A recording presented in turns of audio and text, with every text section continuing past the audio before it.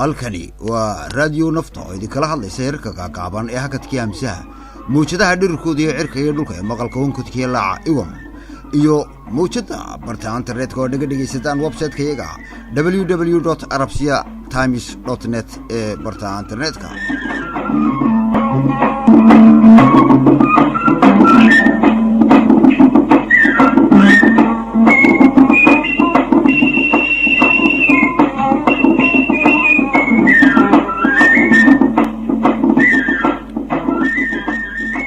dhegaystayaal saaxiibayaal waxaa ku soo dhawaada barnaamij gaar ah oo kaga hadli doono muhiimadda saldhigga military ee dalka Imaaraadka Carabta laga siiyay magaalada Berbera.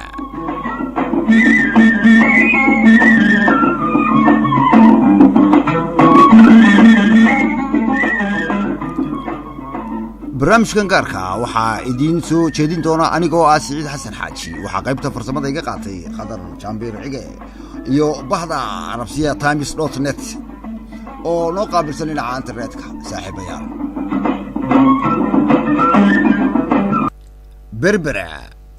Berberi waa magaalo madaxda gobolka Saaxil, waa magaalo xeebeed ay ku taalo dekada ugu weyn Jamhuuriyadda Soomaaliland ee ugu istiraatiijisan qaaradda Afrika iyo marinbiyoodka badda cas halka laga soo galo Afrika. waxay dhacdaa qiyaas ahaan inta u dhaxaysa Baabalmandab iyo Khaliij al-Cadan gacanka cadbeed. koonfur bari waxay ka gashaa badweynta Hindiya oo ah badda saddexaad ee adduunka marka laga reebo Atlantika iyo Pacifica. badweynta Hindiya waxaa ku jira kheyraadka adduunka ugu badan. biyaha adduunka 20% ayaa ku jira. baaxadeeduna waxay dhan tahay 7,560 oo kilomitir. 40% kheyraadka adduunku waxa uu ceegaaga badda ay Berberi. dhaqaalaha adduunku waxa uu maraa badda Berbera 40%. shidaalka adduunka energy waxa maraa 65%. Berbera waxa ay isku xidhaa qaaradaha Afrika, Aasiya iyo Australia. Berberi waxay quudin kartaa 12 wadan oo ku jira obacda Afrika oo aan Berberi waxay ku xidhan tahay Canal de Suez oo ah marinbiyoodka dhaqaalaha iyo shidaalka ugu maro Israel iyo Yurub. dekada Berbera buqcadda dahabiga ee ay ku fadhida waxay dhan tahay 350 kilomitir. dhererkooduna waxa uu dhan yahay 2,250 kilomitir. waxay hoos u qodan tahay cabir dhan 1,630 debis oo dherer hoos ah. waa badda ugu gunta dheer degmada badda cas taasoo u saamaxaysa maritaanka maraakiibta.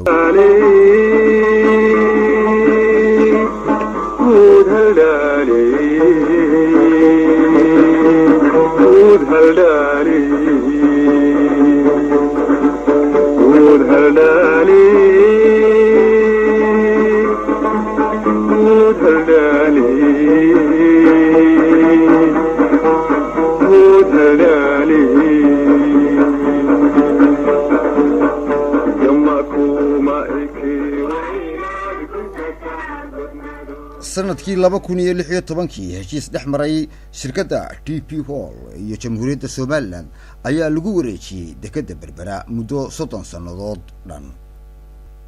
shirkadda DP World ee caalamiga ahi si dhib yar uma iman Berbera ee waxay og tahay qiimaha iyo qaayaha ay leedahay.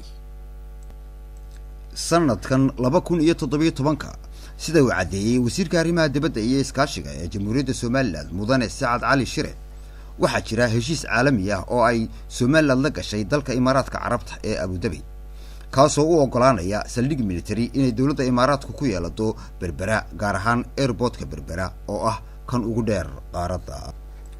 waxaa xusid mudan inaynu isweydiino su'aalo dhowr ah. saldhigga military maxaynu ka dheefaynaa? maxaa inooga dan ah? imise ayaa lagu kareeyay? maxaa faa'iido inoogu jirta haddaynu nahay Soomaaliland? muxuu inoo soo kordhinayaa? cadaawad ma inoo samayn karaa hor leh? gorgortanka Soomaaliland ee saldhigga military ku saabsan heer ictiraaf ma gaadhsiisan yahay? dawladda Itoobiya ee aynu jaarka nahay danaha inaga dhaxeeya muxuu heshiiskani saamayn ku yeelan karaa? su'aalahan iyo qaar kale oo badan waxaa looga fadhiyaa xukuumadda Soomaaliland ee uu garwadeenka ka yahay mudane madaxweyne Axmed Maxamed Maxamuud Siilaanyo. inay si faahfaahsan oo aan mugdi ku jirin ugu soo bandhigto dadweynaha Somaliland ee aad iyo aad u dhuganay. haddaynu si kale u dhigno saldhigyada military ee caalamiga ah waxaa loo qaybiyaa 4 nooc. saldhig military oo uu wadan ka samaysto wadan kale oo ay saaxiibo yihiin si uu ilaashado danaha dhaqaale ee dalkaasi leeyahay oo loo yaqaano protection entry. nooca saldhiga labaad waa nooca loo yaqaano joint base, saldhig military oo ah wadamo wada duula oo hubeeya ciidamo isku dhafan oo ka soo kala jeeda labada dhinac. nooca saddexaad ee saldhigyada caalamiga ah ee military ee adduunka waxaa loo yaqaanaa proving ground base, saldhig military oo lagu tijaabiyo hubka waaweyn ee wadan samaystay ama uu soo iibsado kaasoo aad iyo aad ugu xun deegaanka iyo kalluunka badda oo aanu wanaagsanayn nolosha dadka iyo xayawaanka dalkaasi. nooca saldhig military oo afraad waxaa loo yaqaanaa command base ama command center, saldhig military oo ah meel laga hago hoggaanka ciidan ee wadan kale leeyahay, rug laga hogaamiyo ciidamo hubaysan. haddaba saldhiga military ee ay dawladda Somaliland heshiiska kula gashay Imaaraadka Carabtu waa kuma, waa noocee? ma protection interest ba, ma joint base ba, ma proving ground base ba, ma command base ba? بالكاو كوديو كورهرو تشريك بهالدالي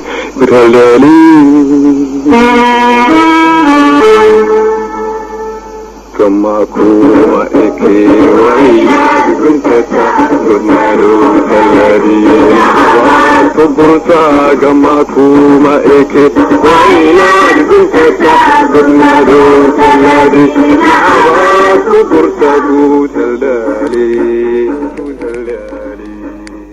dhegaystayaal saaxiibayaal waxaynu intaa ku soo gabagabay doonaa barnaamijkii gaarka ah oo kaga hadlaynay muhiimadda ay leedahay istiraatiijiyadda dekedda Berbera iyo saldhigga cusub ee military ee laga siiyay dalka Imaaraadka Carabta airportka Berbera, annagoo sheegaynay qiimaha iyo qaayaha ay Berbera ugu fadhido qaranka Somaliland. tan iyo intaynu ku kulmi doono barnaamijka iyo mid la mid ah waa Saciid Xasan Xaaji iyo Radio Nafta oo idinku dhaafaya www.arabsiatimes.net ee barta internetka. saaxiibayaal isma dhaafno, sidaa iyo nabadgelyo.